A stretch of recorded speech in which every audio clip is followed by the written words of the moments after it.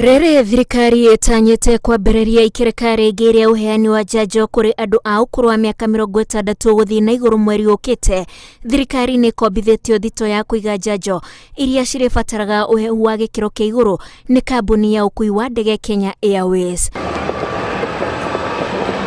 Ministry ya ũgima wa mwĩrĩ kũgerera CAS Rashida Man nĩ rugũrĩtie thitoo ĩno kĩharo-inĩ kĩa ndege kĩa JKIA.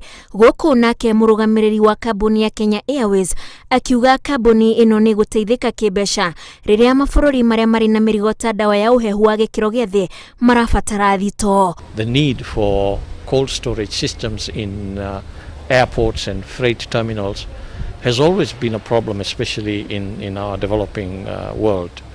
And often we have encountered great losses of products simply because they were not maintained at the right temperatures in the supply chain. The right supply chain was not in place. And we have all the measures, including all the standard operating procedures, to ensure that the quality of that product remains as it was when it was given to us by the exporter. Maya mahanikite rĩrĩ kwandĩkithĩtio arwaru angĩ 1,278 a mũrimũ wa COVID-19 thutha wa andũ 7,000 gũthimwo, na rĩu Kenya kũrĩ na andũ 120,000 arĩa manarwara COVID-19. Bũrũri ningĩ no ũragirĩka nĩ ũndũ wa mũrimũ ũyũ. Mathaa-inĩ 48 andũ 5 nĩ makuĩte, na amwe ao nĩ arĩa matanathomwo ira.